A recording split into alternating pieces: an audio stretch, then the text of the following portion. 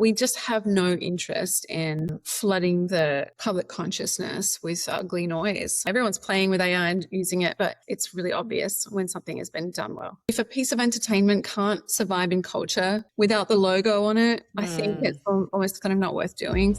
Today we're talking to Justine Armour, who's the International Chief Creative Officer at 72andSunny. The glory flame of hair has arisen. I washed my hair for you guys. Oh, I Amazing. didn't. I didn't know we were doing a Pantene commercial. It does look a bit like that, doesn't it? You've been busy this year. You've already been president of the D&AD Jury. What did you learn? What surprised you? Was everything AI? Yeah, was everything AI? A fair bit of AI. There's a lot of AI in the case studies. Almost all of them had the case studies were made with AI. I wasn't surprised. I think there was something like 40 plus hours of content that our jury had to watch before we sort of judged. AI work, because it was so prevalent, the work that really felt like crafted, it stood out. So I think that's going to be the differentiator again, because we're all kind of leaning on AI. Everyone's playing with AI and using it, but when you look at it in industry body of work and you see a lot of AI, the stuff that really stands out as crafted, it's really obvious when something has been done well. Sports entertainment was one of the categories, and I think we noticed that a lot of the work isn't even about sport. It's really about human obsession. And so that was fun to sort of see the sort of psychology underneath the sports work that had the most power to it. Branded entertainment, the days of making something that's just like a branded piece of work are kind of fading. If a piece of entertainment can't survive in culture without the logo on it, I think it's almost kind of not worth doing. So we definitely saw that the work that just felt like a glorified long ad, it's just not going to hit. What separated the brilliant work, the work that really made you folks lean in and pay attention? Our jury had a lot of work that had won in other shows. We were looking for another piece that we could surface that would be sort of from our jury. And the truth is there were a lot of branded entertainment pieces that were really lovely, and we were looking for another yellow pencil.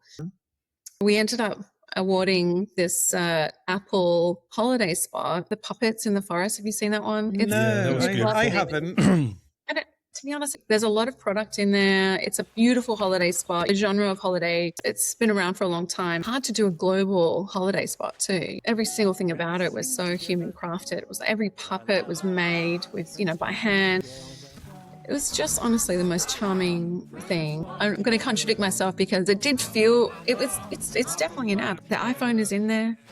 It's really clear, but it's just a really entertaining piece. I remember when it came out, I was like, I watched it several times as a civilian out in the world, and I just enjoyed it. The storytelling of the making of it was actually almost as lovely as the piece itself. So it was also validating as someone who likes making things and likes going on production and that the craft and the sort of artfulness of the thing that we do is actually really alive and well. Maybe it's my own bias leaning in, but just as a maker and as somebody who sees our job as sometimes being an art form, when it's done well, there's something about that kind of work that it gives me a lot of energy. And I think it's a sort of work that we should put in front of an industry that's kind of wondering what it's doing and wondering what its value is going to be, because it does have a lot of value. And D&AD is there to surface the best work in the industry every year. And so it's worth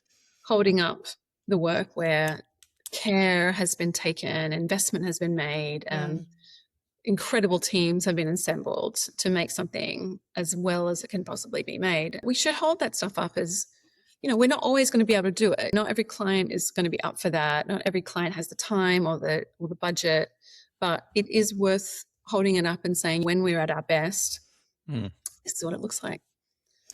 If you were going to give advice to, folks entering work next year, what would that be? I've had work that I've entered that I was sure was going to do well and has completely, been looked over. I've had work that has won that I didn't think was going to win. It's still a bit of a lottery because it depends like what your jury is and what their taste is. And we had a piece of work that was in the category that I was judging for e.l.f.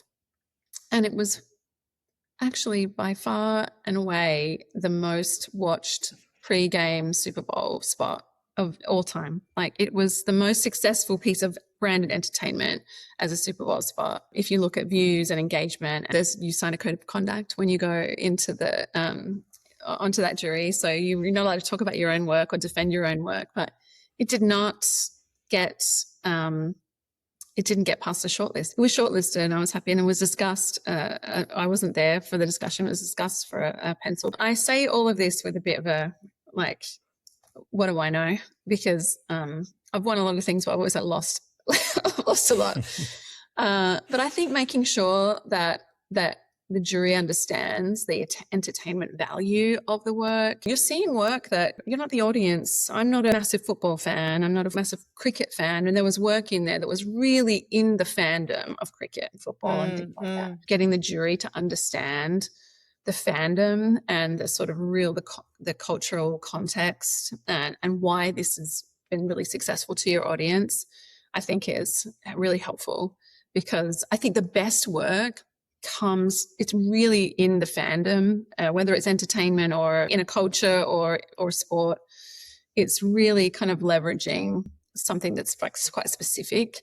And so getting the jury to understand that is super helpful. There was a really great piece of work that we awarded in the sports category called Fowler's Sports. I don't know if you saw it. Adidas had a reissue of a bunch of jerseys for, like, Liverpool jerseys from the 90s, and they partnered with JD Sports to reissue them. And they made a series that was based on a fictional sports store, which was owned and staffed by 90s football players. I'm Amazing. not remotely a Liverpool. I don't know anything about football. I don't know anything about, like, Liverpool or anything like that. You're talking about soccer, right? Just for the Americans. Yes.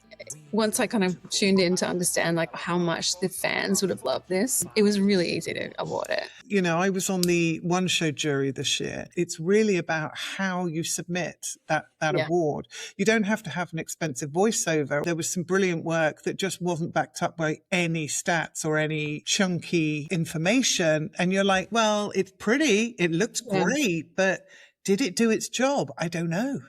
D&AD has one of the criteria is it fit for purpose? Yes. And if its purpose is to do something and you haven't proven that it did it, then it's a no. What do you find separates great creative cultures from the ones that simply paying lip service to it? I would say culture where everybody is pulling in the same direction. I work at 72 and Sunny now. I moved to New York from White and Kennedy 10 years ago, and I've recently just come back.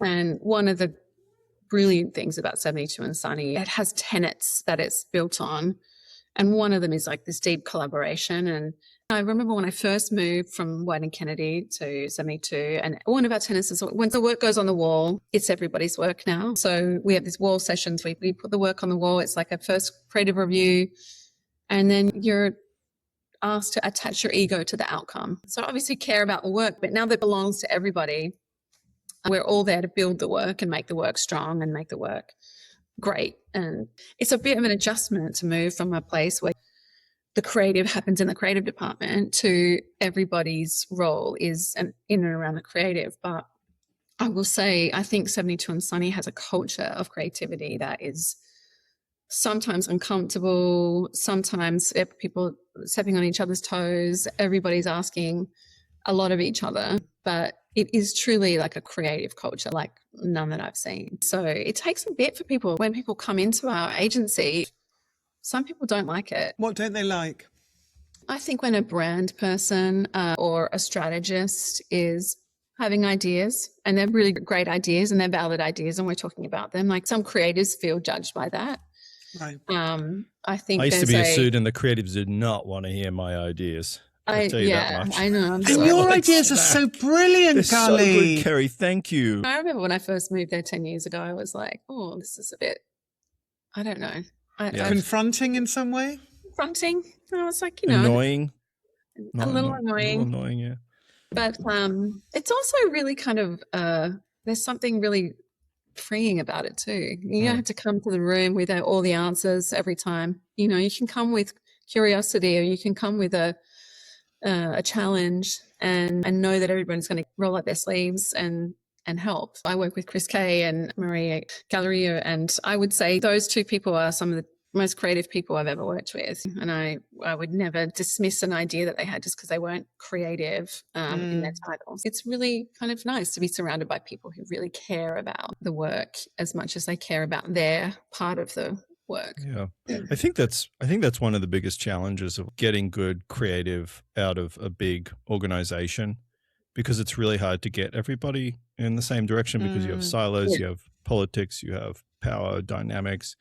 Are there specific things that you do to build that sort of like clarity and sort of North Star for everybody? It's in the air and water at 72 and Sunny. I moved here from New York a few months ago, and I will say I was a bit of a bull in a china shop when I got here, because the culture of the office here had a very sort of consensus building type of decision making. And that can work to a point, at a certain size, but we needed to grow and win a lot more and quickly. And so my approach was to come in and make clear decisions on the work and how we should do it. And nobody's got time for vague decision making. In the pitches, is there something that you see really resonating with those clients, or is it different for every pitch? Or do you feel like there's like a understanding of like younger generations and behaviors and social or culture? I think our work that we've done on e.l.f, we talk about as a one team, one dream kind of mentality.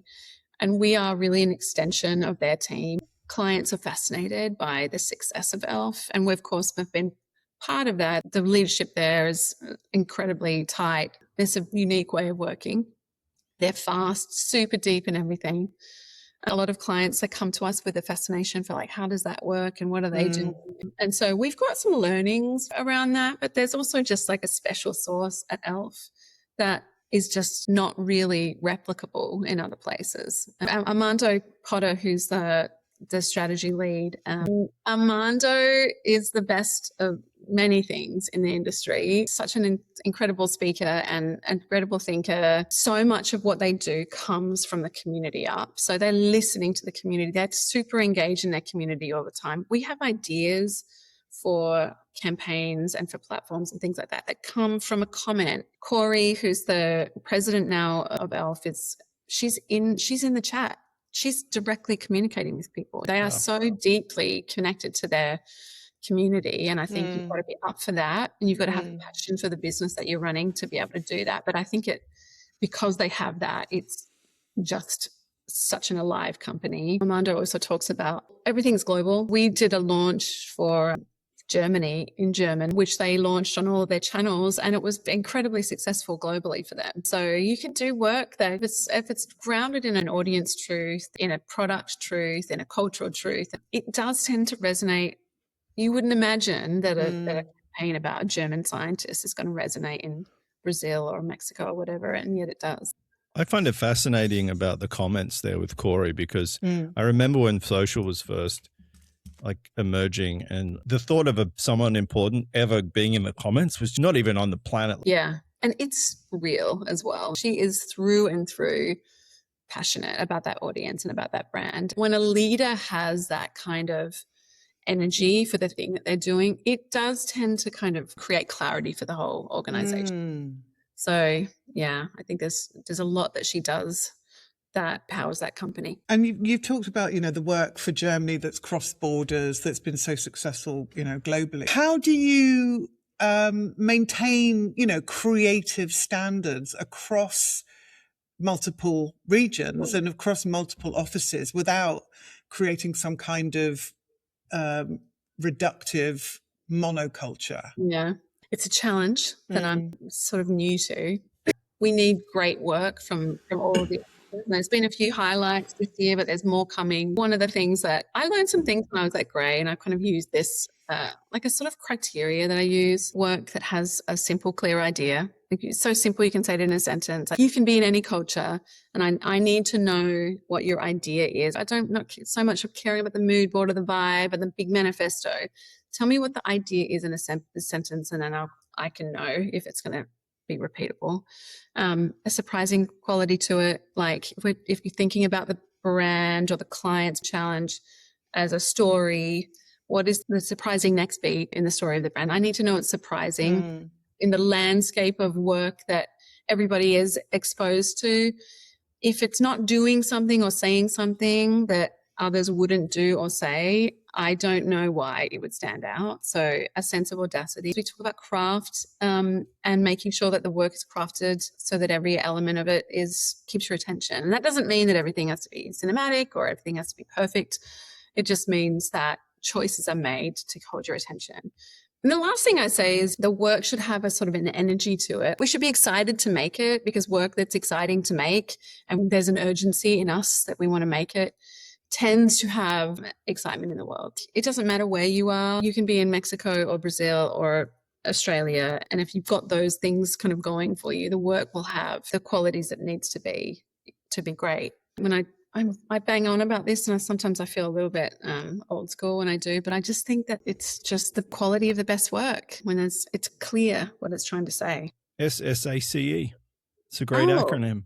That's a bad acronym. Simple, surprising, audacity, or audacious maybe, craft and energy. Yeah, SSACE. Okay. We've got it, guys. It rolls off the tongue. We've absolutely nailed it. Trademark it immediately. I'm hiring you as a copywriter. You talked about Armando before. Has the strategy creative collaboration changed in your career? I feel like that used to be kind of a bit of a handover, and maybe it's a bit more connected now. We're all getting up in each other's shit all the time. And kind of happily, they hire and choose great people to be in strategy. And it's been the last few years, I would say we've almost been kind of enmeshed as two disciplines. And then we get enmeshed with production. But it's one process. And especially when you need to move quickly on things. And in fact, I would say Armando's had some ideas that have been some of our best ideas, creative ideas. And I'm like, poke on strategy. I'm not saying I'm a brilliant strategist, but I'm certainly have opinions. Yeah. It sounds like flexibility in the process is a key thing because of what are your timelines like now? It varies. We're about to make our first work for Foot Locker, which we won at the beginning of the year. So that's been a healthy timeline, probably a little bit too long. Clients want great work. No one's approving work that's not great just because we've got a timeline. What is it about Australians? There are a disproportionate number of great Australians in the creative industry. Yeah, I mean, it's interesting. I'm curious to hear if Gully has a similar take on this. But I started in 98 as a junior baby copywriter. The culture in Australia, I mean, for me, for the first 12 years of my career, I was there. There's this whole thing there called the tall poppy syndrome. And there's a real cultural, dislike for anyone who kind of gets above anybody else. And that's a very British thing as well, isn't it? Yeah. And so there is a real...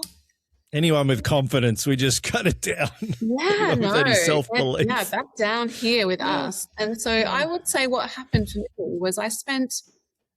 I was very proudly, and I think totally unconsciously, it wasn't even a conscious decision, but I was going to be a craft copywriter until the day I died. And in fact, I remember when I was working at Publicist Mojo, which is in Sydney, and I was working for Micah Walker. You guys met Micah? We've had Micah, yeah.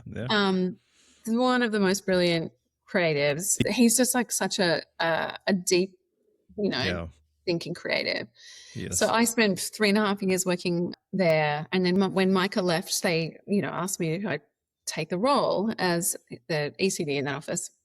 And I remember being very consciously aware that I hadn't yet done enough great work to really step into that role and more to the point, I could have taken the job, but I didn't have confidence that I'd yet be able to build a great team to make me successful there. So then I ended up leaving and going to White & Kennedy in Portland as a copywriter.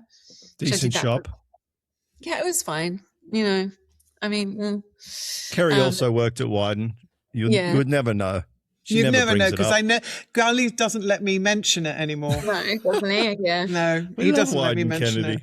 No, we do, but I'm not allowed to talk about it anymore. No, I stopped talking about it a long time ago because I realized, okay, But I was going to say, because I was really a copywriter for so long and I was in my crafts, that, there wasn't like I didn't have my eyes on being a creative director. And then it kind of became more natural when I was asked to sort of step into a CD role. It kind of gives you just like a really deep grounding in what it is to be a creative practitioner and a really sort of real empathy for the creatives.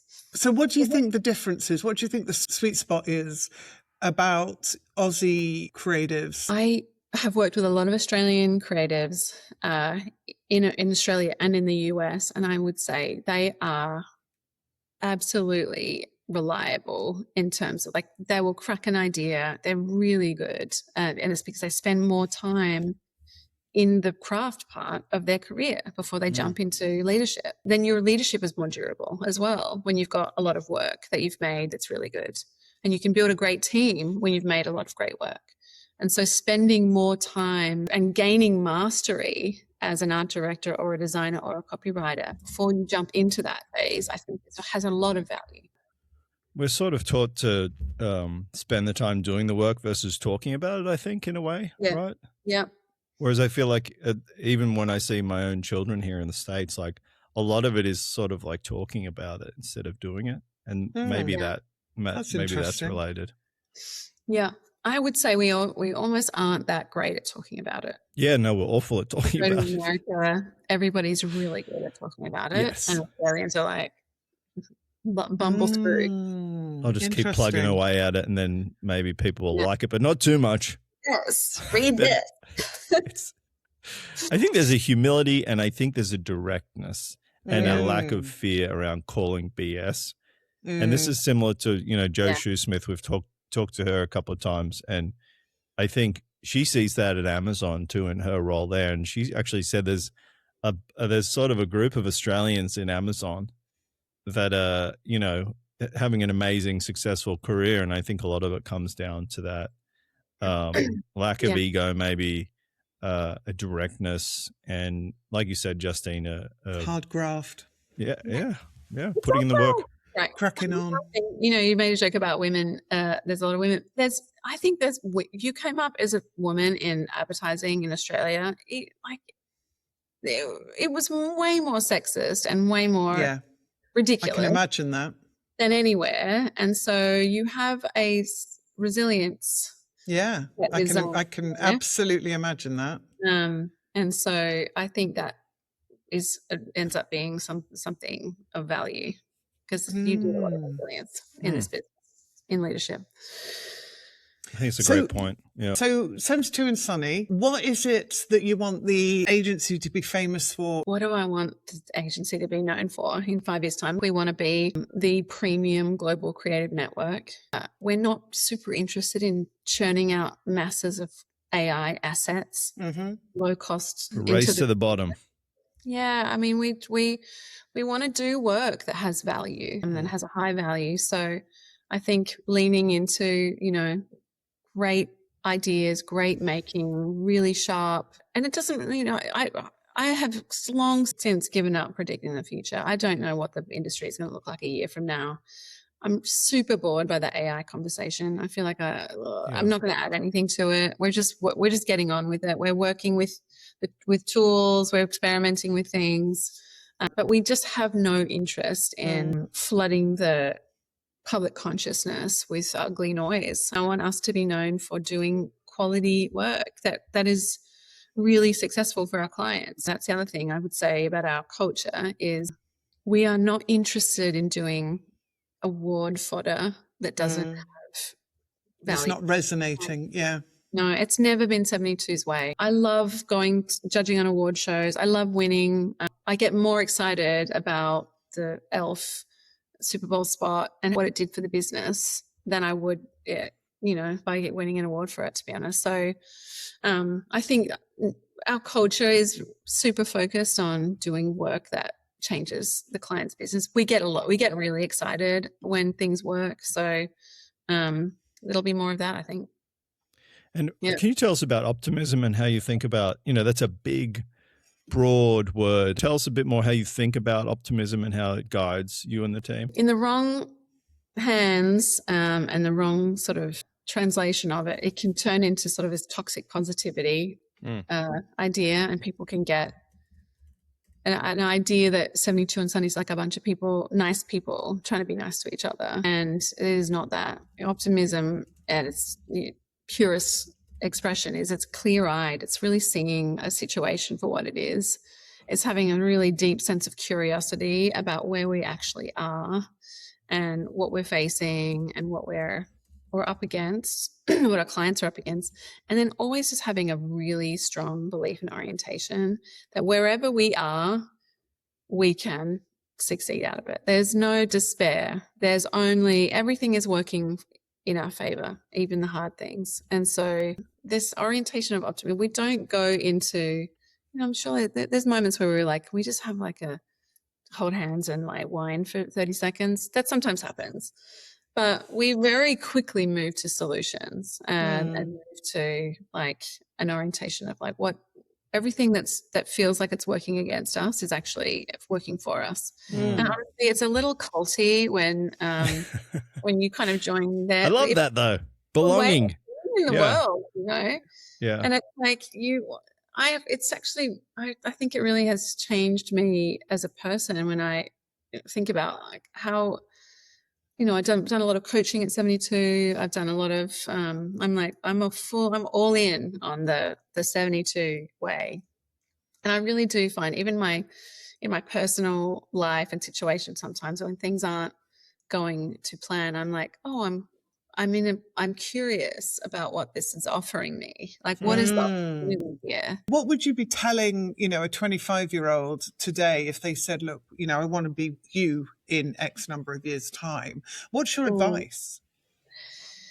I think start being me 25 years ago, which is being a real kind of I've just immersed myself in everything about the business and everything about creativity. And it was such an enjoyable point in my career. I did a business degree and then I started on reception at McCann and I started writing copy about tract homes, and like naming streets and suburbs and things like that. That was my first copywriting job.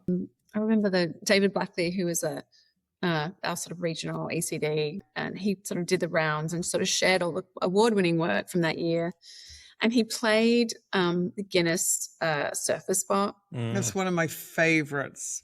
It was like that moment of seeing that spot was a life-changing, career-changing moment for me. Because at the moment, that was the moment I was like, there's this other type of work.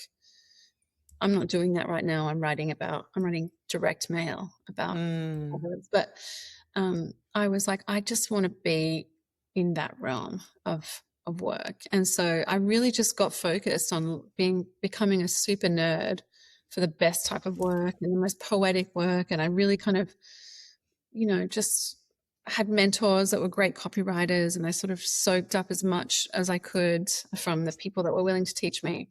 Sounds like you got loved up on the craft. Yeah.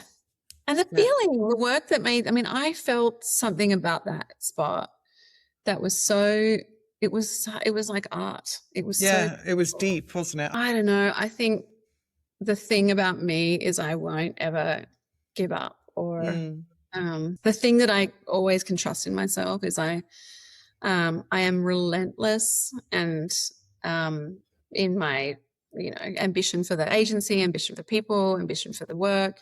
There's sometimes that people get bruised. The resilience. Yeah, but it's like, I don't know, like I've had years where I haven't done as well as others, and I'm just like, I still, even 30 years in, I can't stand being average and having an average time. So there's a part of me that's like always going to be driven to win, succeed, be great. Yeah. And incredible hair. With resilient hair. plus incredible hair. Second most incredible hair. Second only to Armando Potter. I don't think so. Sorry, Armando. Love the hair, but yeah. I don't think you're second. Thank you so much for coming on Second Win with us. Yeah. It's been an absolute joy.